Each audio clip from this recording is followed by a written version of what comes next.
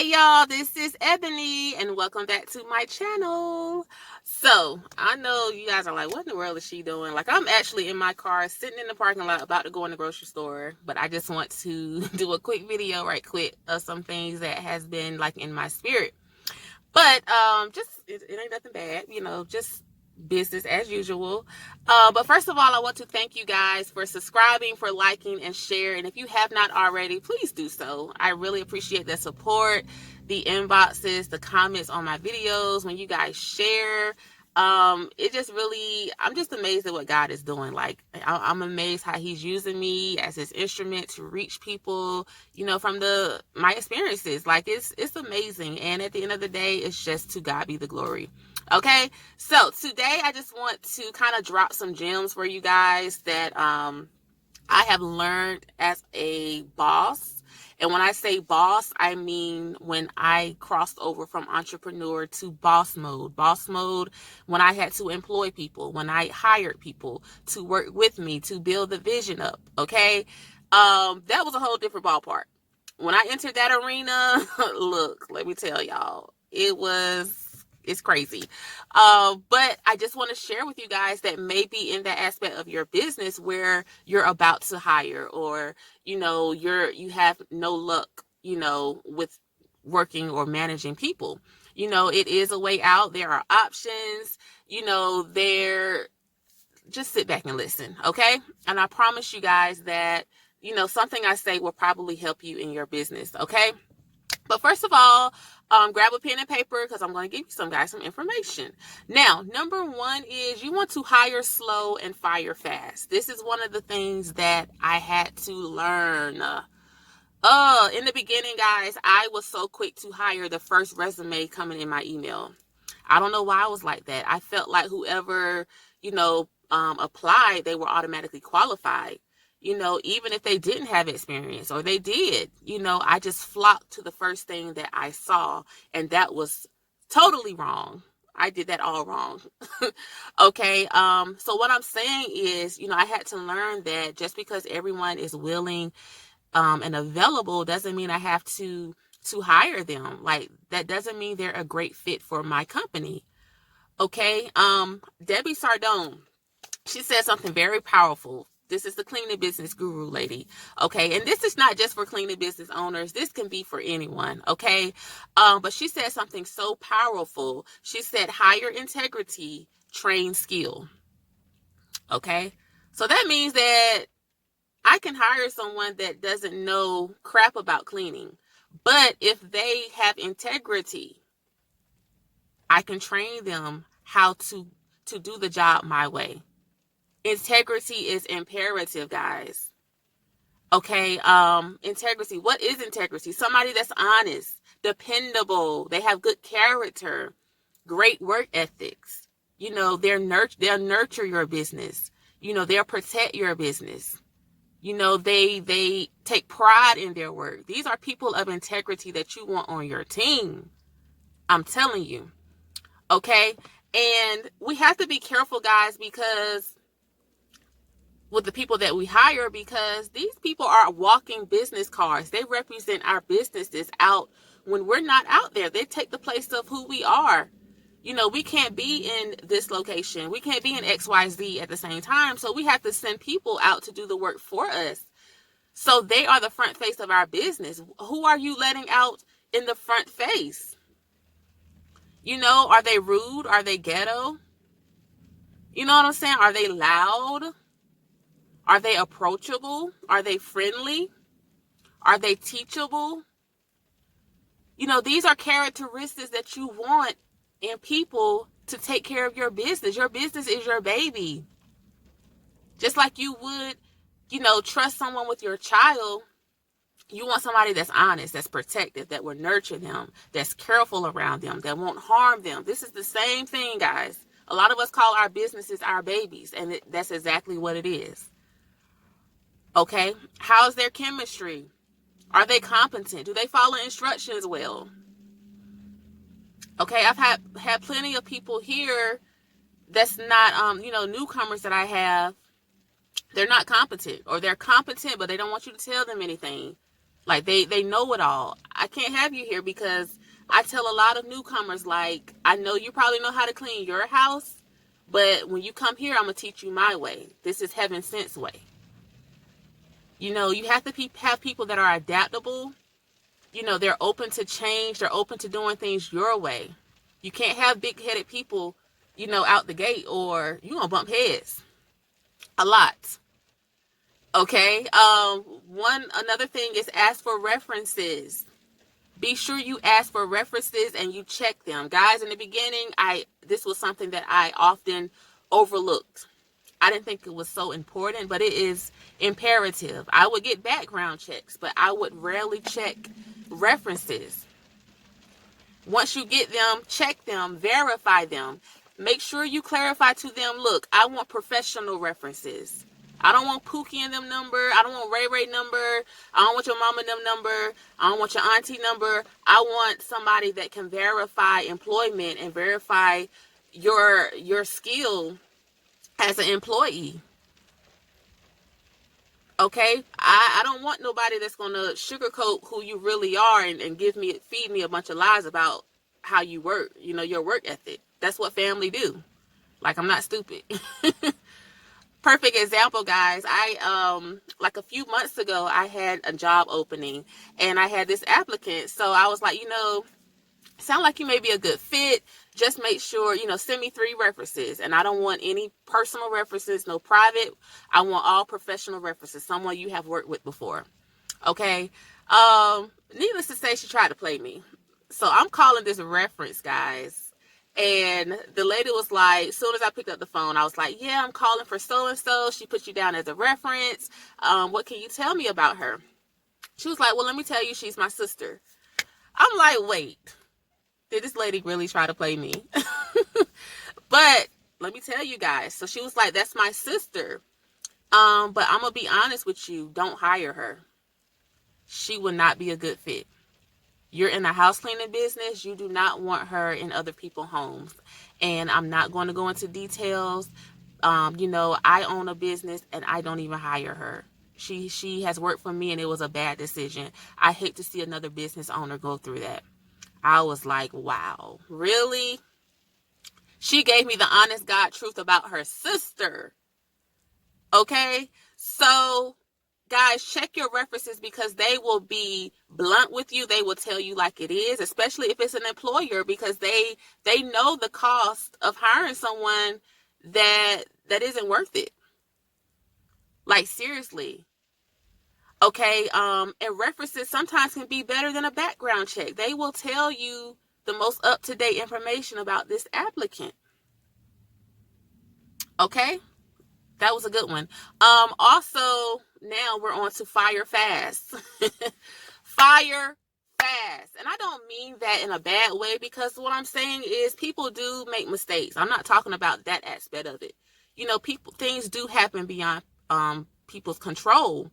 But things that we can control, like, you're not going to be popping up here late every day. You're not going to be calling out because you slept through your alarm. You're not going to keep calling out because you can't find a babysitter. Like, you knew, you know, the rules and regulations before I hired you. You know, don't tolerate foolishness. That's all I'm saying. Okay, my favorite word, guys, I used to be terrible. When I say terrible, I used to be horrible in my early days. I would let anything slide. I was okay. You know, people call me, I can't make it to work today. I got a flat tire. It's okay. It's fine. I'll find a way. I'll rework the schedule. Next day, I can't make it to work. I can't find a babysitter. Oh, it's okay. We'll take care of it. That's the kind of employer I was, guys. I gave myself so many headaches because I wouldn't check stuff. I wouldn't check people, you know, right where they are. I will let things slide that should be handled better. Okay, and that's why I said in another video, guys, you have to have people in your corner that will stand flat-footed and tell you where you mess up at as an owner, as a business owner. You know, I had this one lady here. She's an older lady. She don't play no games, okay? So she was like, we was discussing something one day. She was like, look, stop doing that.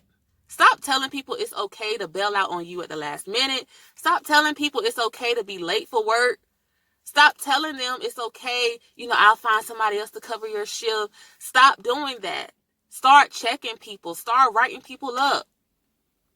Start giving out warnings. She said, put the pen to the paper, and I guarantee you people will straighten up. And she never lied. Oh my God, she woke me up, guys. That's why I say you need people in your corner that will tell you. They will see things about you that you don't even see for yourself. She was like, stop it. This day forward, you're not doing that no more. Stop playing games with these people. So from that day forward, guys, I put my big girl panties on, and I won't plan. And I have saved myself tons of headaches. So that's why I say fire fast. People, with these sorry excuses for why they can't do this, why they can't do that, check them, give them a warning. And after that, peace. Bye. We have to stop feeling like just because people are good at what they do, when we hire them, they can be the best worker. They can be the best skillful worker you ever had. But if they have some insufficiencies, you don't have to tolerate that. I have 100 resumes in my email that I can pull from at any time. And I guarantee you I can pull one where the person's going to do the job and they're going to show up for work every day. That's what I had to learn.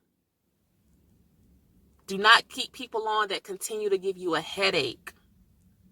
Save yourself some trouble. That will drain you, and it will drain the life out of your business, and it will drain the life of being a prosperous business owner. Okay? Number 2, no gossip and drama zone. My God. I got a story coming for y'all about that. But you guys know, like, when in my business, I have a lot of women that work together. So you guys know women can be catty. They can be a lot of personalities and egos mixed and all of that, backbiting and bad mouthing. And last year, guys, I got to the point where I put a no gossip, no drama policy in place in my business, in my employee handbook. Bam, on the first page.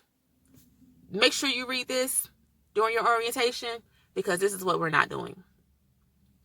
Guys, I had got to the point in my business where the animosity was just crazy. It was this employee talking about that employee, which in return, she's venting to another employee. So now that employee is going to go and tell everybody else, and it's going to make them not to want to work together. This colleague versus that colleague. I even had people slandering me, and I had employees coming back telling me. It was just a mess, and it was a bad cancer that was spreading through my business, and I was not going to tolerate it anymore, because gossip and drama will destroy your business. It will destroy the morale of your business. I have seen it firsthand. If people don't want to work together, how's the work going to get done? Guys, when you're my team, they will be in houses. The animosity will be so thick. I believe I have lost clients because they could sense the animosity between my staff. They have witnessed my staff going back and forth with each other. I'm telling y'all, like, up here, I'm going to be real. I'm going to be vulnerable. I'm going to tell you the things that I experience in my business, because I believe that it will help someone. Okay, I'm not sugarcoating it. I don't have, my business is not perfect. I done said that. But I learned through trial and error. Like, I've learned from these things to have better methods and systems in place to prevent things from happening like this ever again. Okay. Also, we don't talk about clients. What you see in a client's home, it stays there. You don't go talking about, oh, this client's house is a mess. They got this going on in their house. They got that going on. Oh, I seen this. I seen that. No, that's gossip. That's slander. That's bad mouthing. No, ma'am, we're not doing that. Gossip can cause depression among people. It will cause some of your best workers not to want to work at all. They will quit on you because they don't want to come to work in a toxic environment. It will cause division. Oh my God. So that's why I say, as soon as I recognize it, I confront it, I nip it in the bud, I confront it. When you confront the devil and shame the devil, he'll go somewhere and sit down. Okay. Dave Ramsey has a very powerful, if you guys know Dave Ramsey, he do not play with no gossip in his corporation. I've seen it. I read it in his book. He has a no gossip policy in his corporation. That's where I got the idea. And Dave Ramsey, he don't give no warnings. I give a warning. But he was like, the first sign that I see, someone is gossiping or slandering a colleague or employee, they out of here. And I totally understand it. I get it now. Let me share this thing with you guys. Last year I had a lady. This is what happened to me. I had an employee, guys. I assigned her to a client's home. When she got to this client's home, I guess they were talking it or whatever. Common conversation is fine. But they quickly knew, they had in common that they knew this pastor or whatever the case may be. So both of them knew this pastor. My employee, guys, started slandering this pastor, started bad-mouthing him, didn't say a positive thing about him. Little did she know that my client, my paying client, knew the daughter-in-law of this pastor. They were friends. Okay?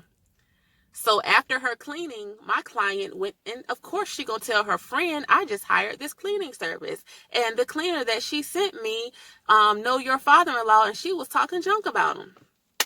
Guys, why? So the friend reaches out to me because she was the one that referred my business in the first place.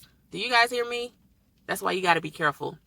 She reaches out to me, and I thank God, because you have to pray about every aspect of your business, guys. Pray for covering, pray for protection, because you can't control what people do. You can't control what people say, and it doesn't always represent you. It doesn't represent the owner. That is, I'm telling you guys. So, she reaches out to me. I'm just letting you know that you have an employee that's running their mouth a little bit too much. She slandered my father-in-law, and I don't appreciate it. It wasn't cool. It's not okay. Can you please have this conversation with her before she does this in a client's home, and it really, destroys your business? And I thank God that she was an understanding person. She understood that, she said, I don't fault you. It's not your fault, but I want to let you know that you have some people in your camp that, they need to shut their mouth. And she said something that was very intriguing to me. She said that small holes will sink big ships. That was a tongue twister. She said small holes will sink big ships, and she never lied. So, of course, what do? I confront this employee. I call her quick. Like, why did you do that? We don't do that here. This is your warning. Keep your mouth shut. Go to these people's houses. Don't even engage in a conversation about nobody. Do what you're paid to do, which is clean their house and go home. Okay, don't ever do that again. This is your warning. And she felt horrible. I know she did. But this is just an example how gossip will make or break your business. I honestly believe to this day that it caused some type of friction between me and this client. Okay? So make sure you guys implement a no gossip, no drama zone. Last but not least, being friends, guys, is off the table. It's off the table, guys. I'm just saying, like, it may work for some people, but it has never quite worked well for me. Okay. First of all, we're not starting a business to make friends. We're starting a business to be prosperous, to those that we hire to be able to make them prosperous. My motto is be friendly, not friends. I say stay professional, not personal. Okay, form a work relationship. It's okay to have a work relationship. What is a work relationship? Where we don't discuss anything that's not work related.